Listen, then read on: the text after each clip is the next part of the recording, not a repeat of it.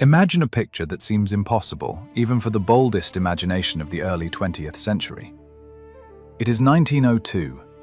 Florida is not the shining resort we know today, but a wild, untamed land, the kingdom of mangrove swamps, mosquitoes, and alligators, where civilized man trod with caution. But here, on the shore of Lake Worth, amid the wild subtropical nature, something completely alien suddenly arises. This is not a pioneer's wooden shack, nor a planter's modest villa. This is a palace. A snow-white colossus of marble and stone, whose Corinthian columns rival in grandeur the temples of ancient Greece, and whose interiors outshine the luxury of European monarchs. This is Whitehall. The house that the New York Herald newspaper will call more majestic than any palace in Europe and more beautiful than the Alhambra itself. But who could have built such a monument in the middle of the jungle? And, most importantly, why? The answer to this question lies in the story of a man whose name is now half forgotten outside the state he essentially created from scratch. His name was Henry Morrison Flagler. At the moment when the first guests crossed the threshold of his marble palace, he was already 71 years old, an age when most Gilded Age magnates wrote memoirs and prepared for eternity, sitting by the fireplace in their New York mansions. But Flagler was different. There was no peace in his cold, piercingly blue eyes. At 70, he decided to start life anew. This palace, which cost the astronomical, for those times, $2.5 million, was not just a demonstration of wealth, it was a wedding gift. However, behind the facade of white marble and gold stucco hid a story that was whispered about in the corridors, but feared to be spoken aloud. To bring his new beloved, Mary Lily Kennan, a woman 37 years younger than him, into this house, Flagler committed an act that shook the moral foundations of America. He did not just divorce. He used his colossal influence and money to make the legislature of an entire state amend the Constitution and pass a law specifically for him alone. People called it not justice, but the Flagler Law. He literally bought himself the right to love, sacrificing his reputation and challenging society. It seemed impossible that the son of a modest Presbyterian minister, who began his path with a salary of $5 a month, would turn into a man capable of rewriting laws for personal whim. None of the guests, who drank champagne on the day of Whitehall's opening to the sounds of the orchestra and the rustle of palms, could have imagined that this temple of love would become the stage for one of the darkest dramas of the 20th century. They admired the crystal chandeliers and velvet drapes, not knowing that it was right here, within the walls of this impeccable palace, that fate would play a cruel joke on its creator. That very marble staircase, which was meant to elevate the master to the heights of bliss, would become the instrument of his demise. This house was built as a monument to eternal love, but it turned into a golden cage full of secrets, pain, and deafening silence. To understand how Henry Flagler ended up at this point, at the top of the world, but at the center of a scandal, we need to rewind the tape. We need to forget about billions, oil rigs, and railroads. We must see not the ruthless capitalist, but the boy who left his parental home at 14, with only a few coins in his pocket, and a French motto that would become both a curse and a blessing for his entire life. This is not a story about money. This is a story about what price a person is willing to pay for the right to possess what cannot be bought, and how a dream of paradise can turn into a personal hell. But before we enter the grand halls of Whitehall, let's look at the world that gave birth to this titan. After all, to build a palace on a swamp, one must possess a special kind of madness. To decode the personality code of the man capable of erecting Whitehall, we need to go back to 1844. Imagine a cold, piercing wind on the deck of a freight barge, slowly crawling along the Erie Canal. Aboard stands a 14-year-old teenager. He's thin, pale, and his clothing betrays him as the son of a poor provincial pastor. In his pocket, he has only a few coins, 9 cents if family legends are to be believed, and a bag of things packed by his mother. Henry Morrison Flagler left his parental home in Hopewell, New York, not due to conflict, but due to an insatiable thirst for action that would become his curse. He was heading to Ohio, the Wild West of that time, to work in his stepbrother's store. Even then, gazing at the murky water of the canal, he understood one truth that would define his entire career. The world does not give gifts. The world must be conquered. His path to wealth was not a straight line drawn by luck. It was a cardiogram of ups and catastrophic downs. Few know that before becoming an oil king, Flagler endured a humiliating bankruptcy that would have broken anyone else. In the 1860s, he tried to make money from salt mining in Michigan. The Civil War between North and South created huge demand, and Henry invested all his savings and his wife's family's money. But when the war ended, prices collapsed. Flagler lost everything. He was left owing $50,000, a colossal sum for that time, equivalent to millions today. But it was precisely this catastrophe that forged his philosophy. He realized that chaotic competition is death. Only those who control the system entirely survive. Order, monopoly, efficiency. This became his religion. Fate brought him together with another young, ambitious, and devout man named John Davison Rockefeller. Their alliance in Cleveland became that historic moment when chemistry turned into alchemy. If Rockefeller was the engine of Standard Oil, Flagler was its brain and architect. It was Henry who devised the ruthless system of secret discounts on railroad shipments, which allowed their company to strangle competitors before they even realized war was underway. At his desk in the office, he was cold, calculating, and brilliant. He turned oil into gold, not through magic, but through legal contracts and logistics. By 50, he had become one of the richest people on the planet. He had everything: power, respect, money that couldn't be spent in 10 lifetimes. It seemed the script was complete. But here, personal tragedy intervenes in the story, changing the vector of his fate. Flagler's money could buy railroads, but it couldn't buy health for his first wife, Mary Harkness. She had tuberculosis, the scourge of the 19th century. Doctors recommended a warm climate, and Flagler took her to Florida, to Jacksonville. What he saw shocked him. It was not paradise, but an undeveloped, dirty periphery with terrible hotels, disgusting food, and a lack of basic comfort. Mary died in 1881, leaving Henry a widower with a broken heart and a huge fortune. However, the seeds of future greatness were sown. 2 years later, he returned to Florida, now with his second wife, Ida Alice Shords.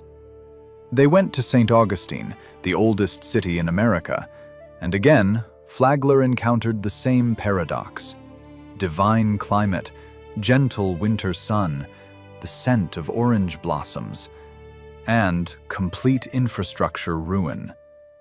Tourists, wealthy northerners ready to pay any money to escape the winter, were forced to live in conditions unworthy of their status. Most people in Flagler's place would simply shrug their shoulders and head to the French Riviera. But Henry thought differently. Where others saw swamps and sand, he saw a blank canvas. His Presbyterian mind demanded ordering this chaos. His philosophy was simple and grandiose. He was not going to just build hotels. He was going to build a civilization. He realized that Florida could become the American Riviera, but for that, two things were needed: luxurious accommodations and reliable transportation. At 55, he effectively left the operational management of Standard Oil to start his craziest project.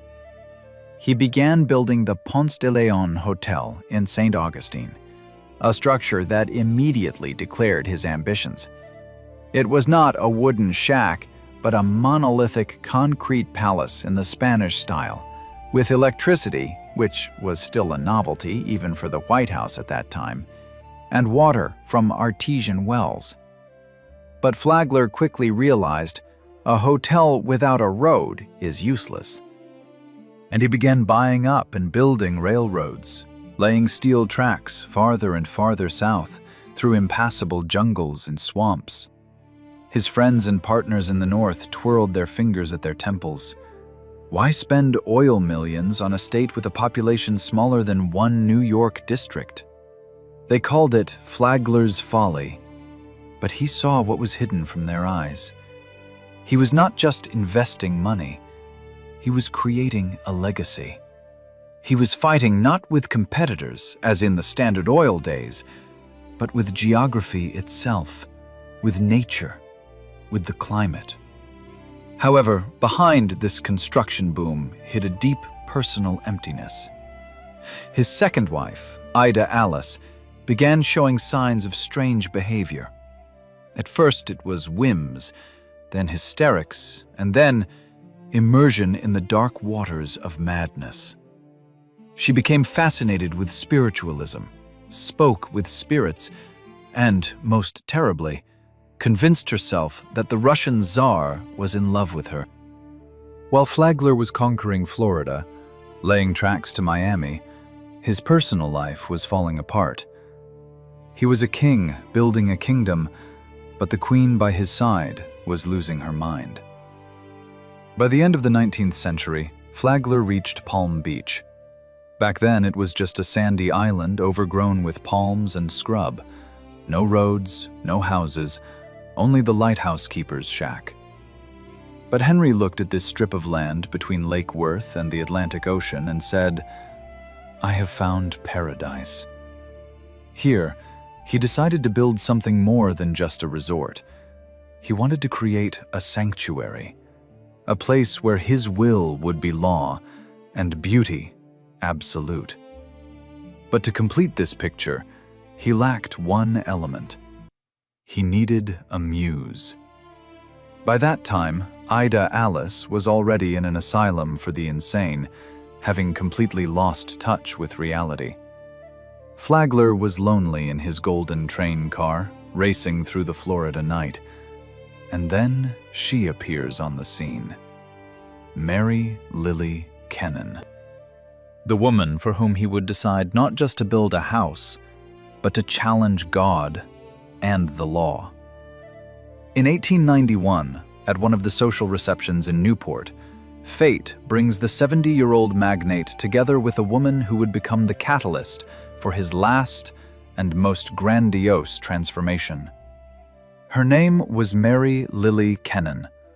She was 34 years old, and she represented the complete opposite of Flagler in everything. If Henry was the stern product of the industrial North, a man of coal, steel, and oil, then Mary Lily was the embodiment of the aristocratic South. She came from an old and influential family in North Carolina, that very breed of people for whom lineage meant more than a bank account. She was full of life, played the piano beautifully, had a soft voice, and that special Southern charm that could melt the ice even in the heart of a cynical monopolist. For Flagler, she became more than just an infatuation. She became the symbol of the life he had missed in the pursuit of billions. A life full of beauty, art, and warmth. However, between them stood a wall that seemed insurmountable. This wall was not made of stone, but of law and madness. Ida Alice, Flagler's lawful wife, was in a psychiatric clinic in New York. According to the laws of the state of Florida, and indeed most states of that time, insanity was not grounds for divorce. Gilded Age society was hypocritical but strict. You could have mistresses, you could live a double life, but divorcing a sick wife meant committing social suicide. It was a taboo. Flagler found himself trapped. He had all the money in the world, but he could not buy his freedom. And it is precisely here, at the intersection of personal passion and political influence, that Henry Flagler makes his most scandalous strategic move. He decides that if the law stands in the way of his happiness, then the law must be changed. In the spring of 1901, strange things begin happening in Tallahassee, the capital of Florida. Flagler's lobbyists launch a vigorous campaign. Whispers in the corridors speak of large sums passing from hand to hand and of incredible pressure on legislators. The result of this campaign is the passage of a bill that will enter history under the ignominious name Flagler Law. This document cynically stated that incurable insanity is now a legal ground for dissolving a marriage. The entire state, and indeed the whole country, perfectly understood that this law was written for one single person. Newspapers screamed about moral downfall. The church was indignant, accusing the magnate of abandoning a helpless woman for a young mistress. But Flagler, hardened in the brutal corporate wars with Rockefeller's competitors, remained deaf to public opinion. On August 13, 1901, the Miami court officially dissolved his marriage to Ida Alice. As compensation, he created a trust fund for her maintenance, amounting to more than $2 million, guaranteeing her the best care that money could buy, but forever erasing her from his life. Just 11 days later, on August 24, 1901, Henry Flagler and Mary Lily Keenan were married. The ceremony took place at the Keenan family estate, Liberty Hall, in North Carolina. This was a marriage of two worlds. The crude but omnipotent power of new industrial money merged with the refined reputation of old American aristocracy. For Mary Lily, it was a union that made her one of the richest women in America. For Flagler, it was proof that his will was stronger than any circumstances. The irony of fate was that the Florida legislature would repeal the scandalous law just 3 years later, in 1905. Flagler would remain the only person in the state's history who managed to take advantage of this loophole. He literally cut a window in the law, passed through it, and bricked up the passage behind him. But his young wife needed a home, and not just any home. Flagler understood that their marriage had begun with a scandal, and public opinion was against them. To silence the critics and establish Mary Lily's status as the queen of new society, he needed an argument that could not be ignored. He needed a palace that would eclipse everything the Vanderbilts and Astors had built in Newport. Flagler turns to architects John Carrere and Thomas Hastings, the duo already famous for the design of the New York Public Library. His assignment was brief and ambitious.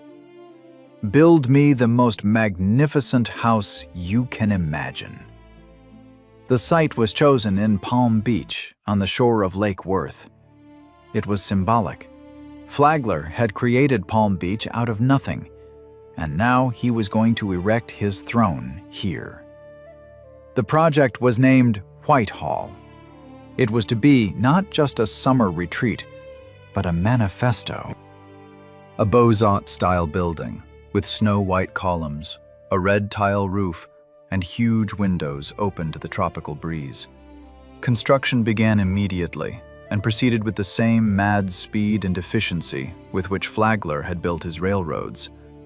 Hundreds of workers toiled day and night.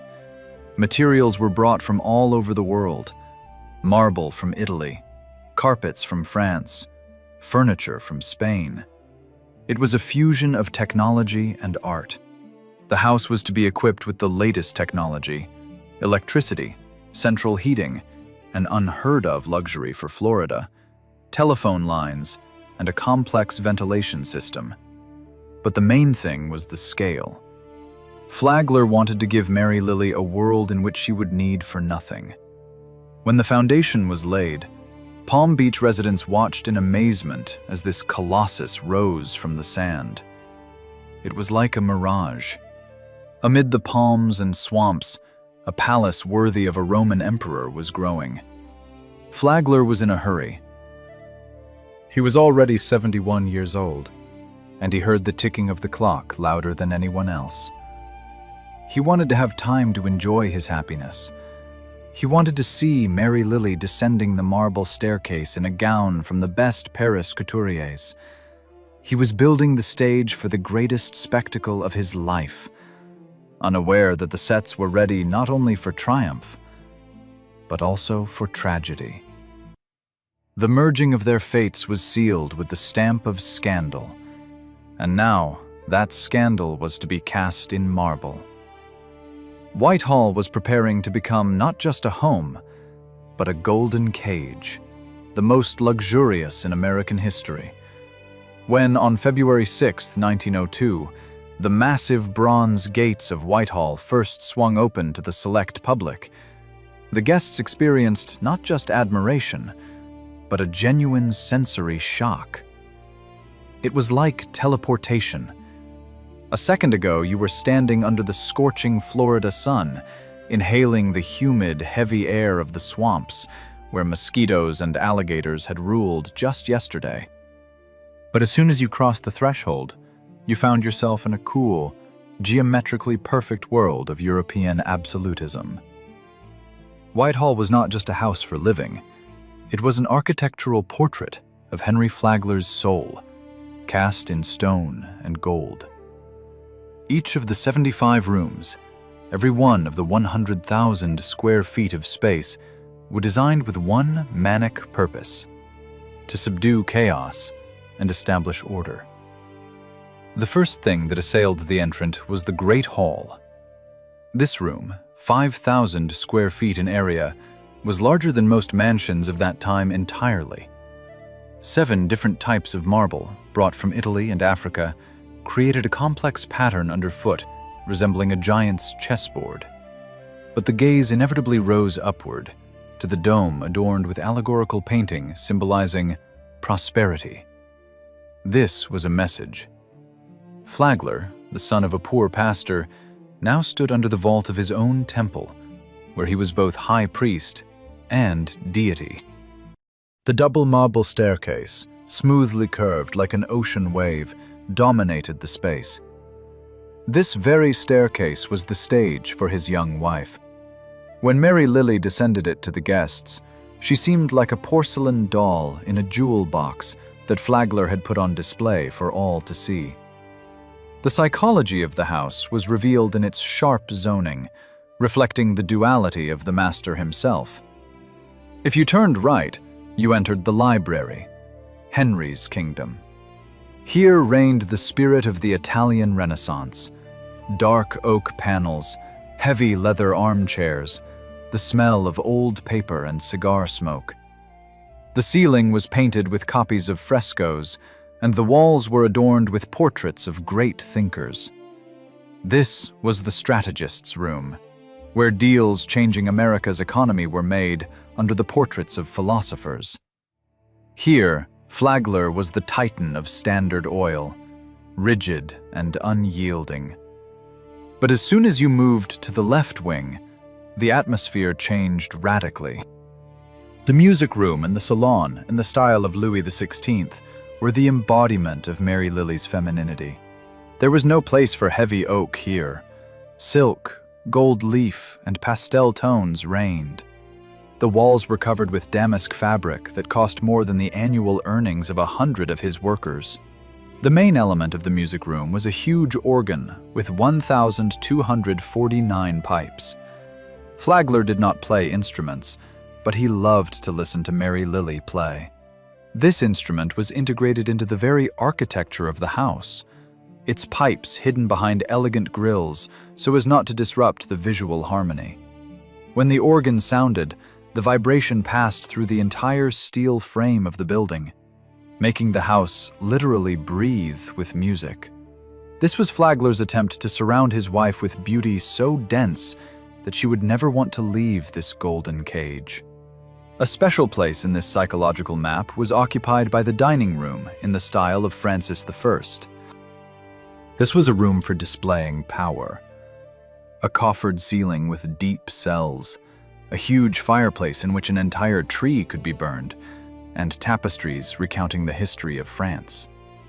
Here, at a table set with silver and Limoges porcelain, Flagler received dukes, senators, and magnates. The feature of this room was its acoustics and lighting. Electric lamps were artfully masked to imitate the soft light of candles, creating the illusion that time had stopped somewhere in the 16th century. But behind this illusion hid cutting-edge technology. Air ducts concealed in the walls supplied cooled air, and the kitchen was equipped so that cooking smells never reached the guests' noses. Flagler controlled even the air his visitors breathed. The inner courtyard, or patio, was the heart of the house, its lungs. Inspired by Mediterranean villas, it was tiled and planted with exotic plants. A fountain bubbled in the center. This was a place where the boundary between inside and outside blurred. Here, in a space protected from winds and prying eyes, Flagler could feel safe. But even here, nature was fully subordinated to his will. Plants were selected to bloom year-round, creating eternal spring. No withered leaf dared fall on the marble floor without being immediately removed by an army of invisible servants. Servicing this behemoth required a staff of dozens, but the house's architecture was designed to make them invisible. Service corridors, hidden doors, and secret staircases permeated the building's body like arteries. The staff appeared as if from nowhere to refill a glass or adjust a cushion, and vanished just as tracelessly. This created an effect of magical self-service, where the owner's desires were fulfilled on their own. But there was one detail in the house that stood out from the overall grand symmetry and carried a sinister, almost prophetic character. A hidden door in the corridor near the ballroom led to a narrow, steep staircase. It was not intended for guests. This was a short path connecting Flagler's private quarters on the second floor with the public areas on the first. Unlike the grand marble staircase, which was wide and gentle, this one was functional, utilitarian, and dangerous. Flagler, despite his age, preferred to use it to move quickly through his domain, avoiding extra eyes. It was precisely this architectural element, hidden behind a panel, that would become the fatal knot in the entire story. The house, built as a fortress of comfort, contained a vulnerability that no one had thought about. The ballroom, decorated in the style of Louis XV, completed this symphony of luxury. Huge mirrors, positioned opposite each other, created an infinite corridor of reflections, multiplying the dancing couples to the horizon. Crystal chandeliers hanging from the ceiling shattered the electric light into thousands of rainbow sparks. Here, to the sounds of the waltz, Gilded Age society celebrated the triumph of the man who had conquered poverty, conquered public opinion, and conquered nature. But if you looked closely, there was coldness in this grandeur. Whitehall was perfect, too perfect for living people. It was a mausoleum of ambitions, where every vase and every carpet screamed of cost, but whispered of loneliness. Henry Flagler had built paradise on earth, but he forgot that there is no place for time in paradise. And time was the only enemy he could not buy, intimidate, or sue. And this enemy was already standing at the bronze gates, patiently awaiting its hour. By 1913, Whitehall had reached the zenith of its splendor, becoming the epicenter of America's social life. Every winter season here turned into an endless carnival.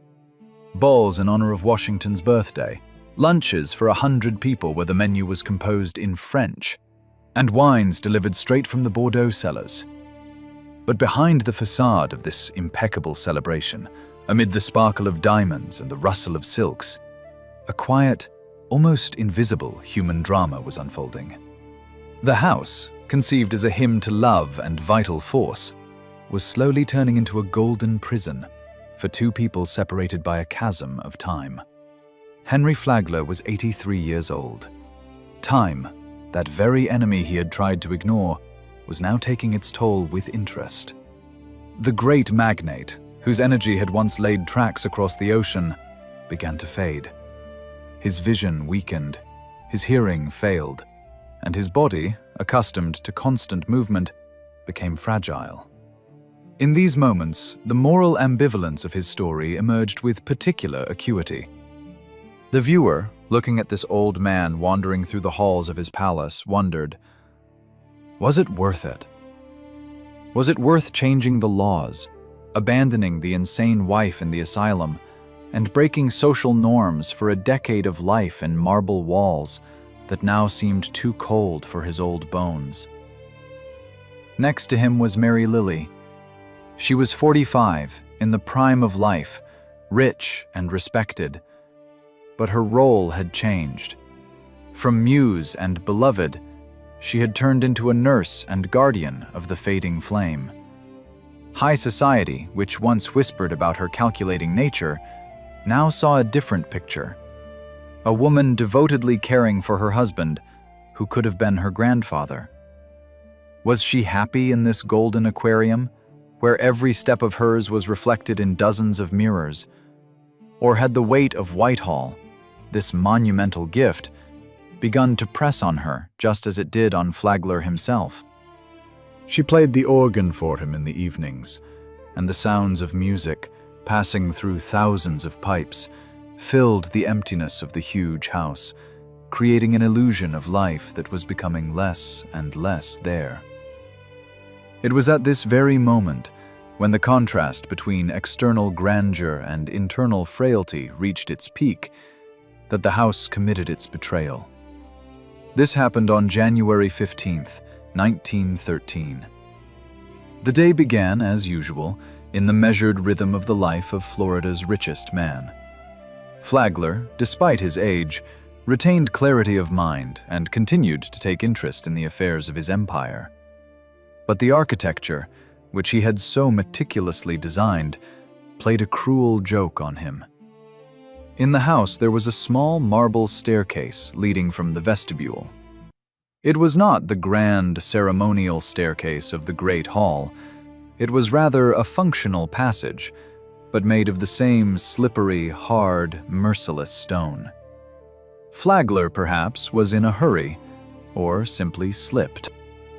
In 1 second, all his billions, all his influence, all his iron will lost meaning.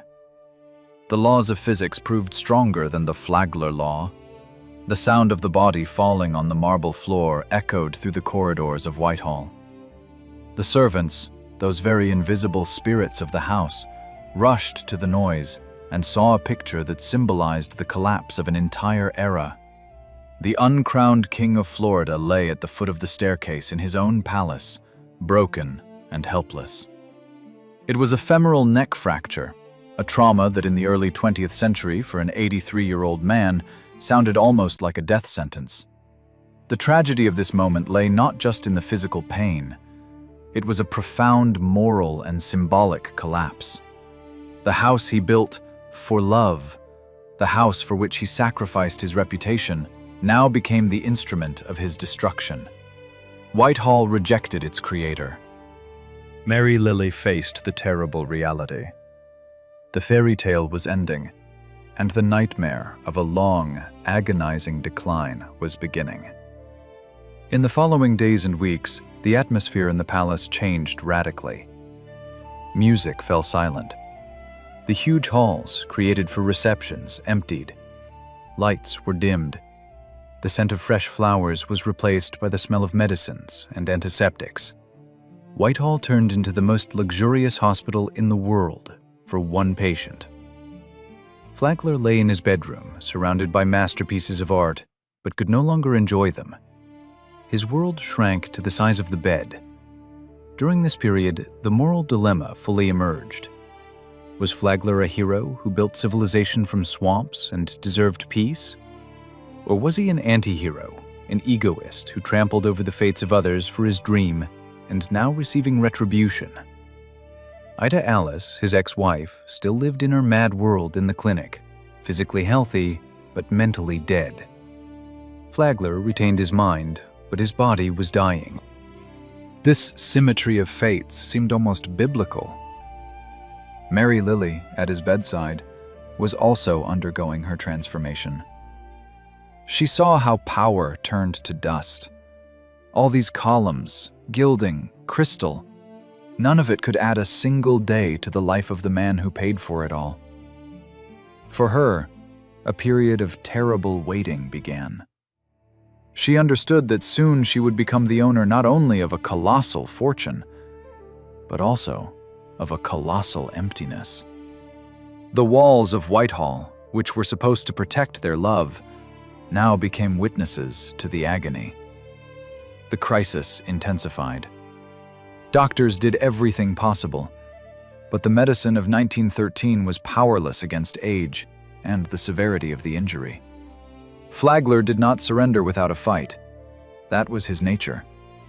He tried to manage business even from his sickbed, dictated letters, demanded reports. But everyone in the house understood. The king is dying.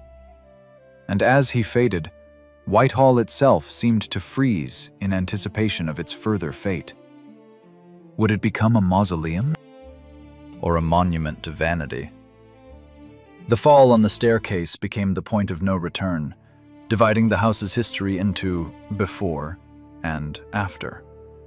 The grand dream of eternal summer and eternal love shattered against the cold marble of that very reality from which Flagler had so diligently tried to escape.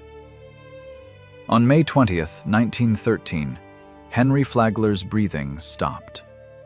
The man who dreamed of living eternally in his tropical paradise passed into oblivion at 83, defeated by his own staircase. His death became the first act of a massive crisis that engulfed Whitehall. The funeral was of state scale. The magnate's body was loaded into his private rail car, and the funeral train slowly crawled north to St. Augustine, passing over the very rails he had laid through the swamps. That day, all trains on Florida's east coast stopped for 10 minutes in respect. The silence that hung over the state was deafening. But the most terrible silence reigned in the halls of Whitehall. Mary Lily Keenan was left alone. At 46, she became the richest woman in the United States, inheriting a fortune estimated at $100 million. In modern terms, that is tens of billions. But along with the money, she inherited the curse of the house that was too vast for one soul. Whitehall, created as a stage for two, turned into a labyrinth of memories. Mary Lily tried to maintain the appearance of life, but the golden cage began to close in. Here the story takes a sharp turn, introducing a new character whose role still sparks debates among historians and lawyers. 3 years after Flagler's death, in 1916, Mary Lily shocks society by marrying her old acquaintance, Judge Robert Worth Bingham. This union seemed like salvation. She sought support, a man from her own circle who could understand the weight of her situation. But instead of solace, this marriage brought catastrophe. Immediately after the wedding, the health of the steel magnolia, who had never complained of illnesses, began to deteriorate rapidly. Rumors emerged. Whispers claimed that Bingham had married her for Flagler's money.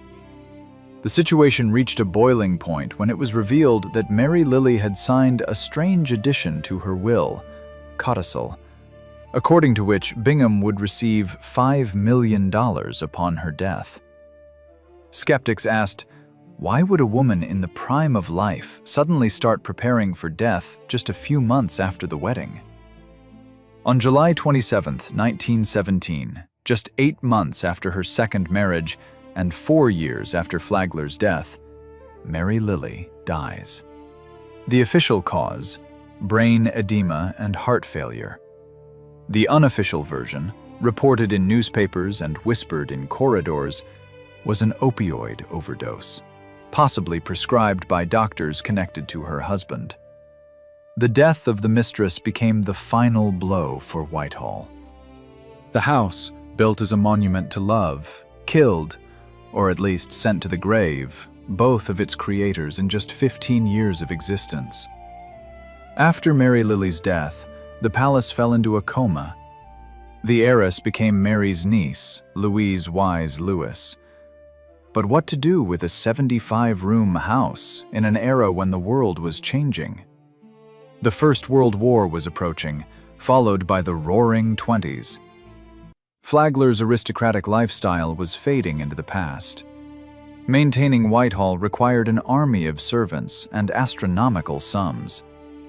For the heirs, this marble masterpiece became a white elephant, precious but useless and ruinous property.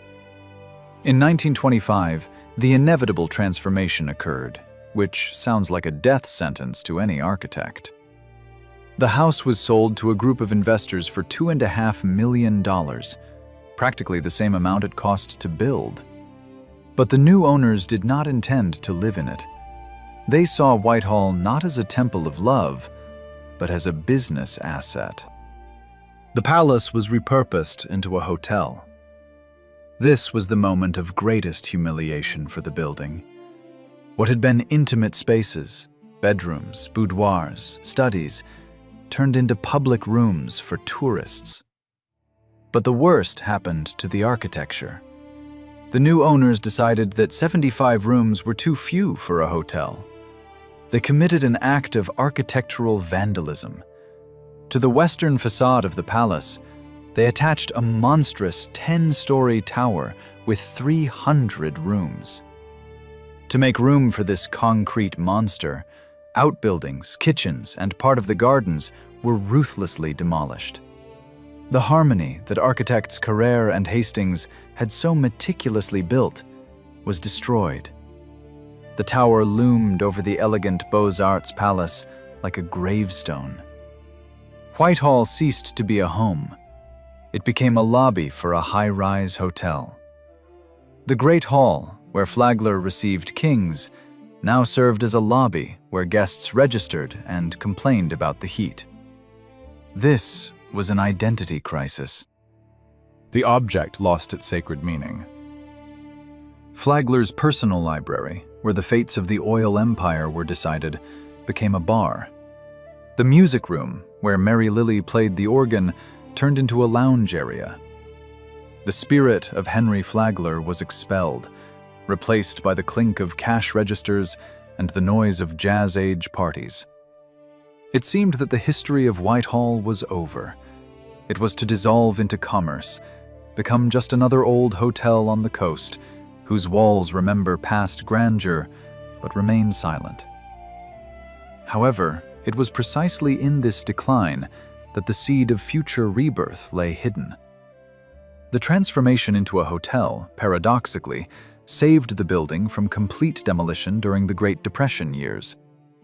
If Whitehall had remained a private home, it would most likely have been razed to the ground to sell the land in parcels, as happened with many Gilded Age palaces. The parasitic tower, which had disfigured the view, gave the old palace an economic reason for existence. But by the mid-20th century, even the hotel had fallen into decline. By 1959, the building had deteriorated. The gilding was flaking, the roof was leaking. The owners declared that repairs were unprofitable. A real threat of complete destruction loomed over Whitehall. Bulldozers were already ready to erase the last trace of Henry Flagler's ambitions from the face of the earth. History had come full circle, from swamp to palace, and now back to dust. It seemed that oblivion had triumphed. No one remembered anymore the scandalous divorce law, the mad Ida Alice, or the tragic death of Mary Lily. Only the walls remained, awaiting their end. But history had one last, saving move in store. In 1959, just weeks before the bulldozers were set to turn Whitehall into a pile of rubble, the final hero of this drama steps onto the stage. Jean Flagler Matthews, Henry Flagler's granddaughter, performs an act that can be called one of historical redemption. She does not simply buy the building. She declares war on time and commerce. Jean creates a non-profit corporation and acquires what remains of her grandfather's palace. But to revive the true spirit of Whitehall, a simple renovation was not enough. A surgical operation was needed. In 1963, Palm Beach residents witnessed an astonishing sight. A huge crane with an iron wrecking ball began methodically demolishing the 10-story hotel addition that had been strangling the palace for nearly 40 years. This was an inversion of progress. Usually, the old is demolished to build the new. Here, the new was destroyed to save the old. Tons of concrete and steel crashed to the ground, and when the dust settled, Whitehall stood once again in its original form, proud, snow-white, and solitary. Jean Flagler Matthews did not just save the house, she restored its dignity. Today, when you pass through those same massive bronze gates, you do not enter a museum in the usual sense of the word. You enter a time capsule, sealed in 1902. Here, in the pavilion on the estate grounds, stands Flagler's personal railcar number 91. The very railcar in which he first arrived in this wild land, in which he made deals that changed the map of America, and in which his body made its final journey north. This railcar is a symbol of his restless soul, frozen in the peace he never found in life. But what does the story of Whitehall teach us today? This is not just a tale of a rich old man and his young wife. It is a mirror in which our generation must look. We live in a new Gilded Age. Today's technological magnates build their rockets and metaverses with the same obsession as Flagler built railroads across the ocean. They too try to rewrite the laws of reality, seek ways to extend life and leave a mark that will outlive their physical bodies. Whitehall stands as an eternal reminder. You can buy laws. You can subdue nature. You can build a palace that will last 1,000 years. But you cannot negotiate with fate. The irony of Henry Flagler's legacy is that the house he built as a temple of love for Mary Lily became a monument to his own loneliness and ambition. Mary Lily, for whom this grand construction was undertaken and the state law changed, lived happily in it only for moments, and died under mysterious circumstances. Love proved fragile, like a human bone. But ambition, cast in marble, survived. When you stand in the center of the Great Hall and look at the painted ceiling depicting prosperity, you feel a strange chill. This is not the cold of air conditioners. It is the breath of eternity, indifferent to our passions. Flagler wanted to create paradise on earth, but he created a magnificent set in which the actors die and the walls continue to shine. The story of Whitehall is relevant to us because it poses the main question of any success. What is the price? Flagler paid with his reputation, health, and the peace of his loved ones. Was it worth it? If you look at modern Florida, a thriving state he essentially created from a swamp, the answer seems obvious. Yes. But if you listen to the silence in the empty corridors of his palace at night, the answer might be different.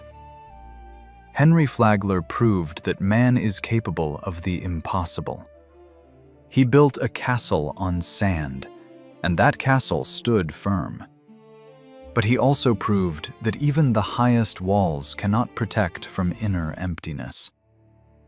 Whitehall remains the most eloquent witness of the era when money was not just numbers on a screen, but a physical mass of gold and stone capable of pressing on the shoulders of its owners. In the finale of this story, there is neither absolute triumph nor complete defeat. There are only white columns reflecting in the waters of Lake Worth, and the shadow of a man who wanted too much, and, to his surprise and our admiration, got it. We leave Whitehall with the understanding, great achievements require great sacrifices, and sometimes the heaviest burden becomes the fulfilled dream.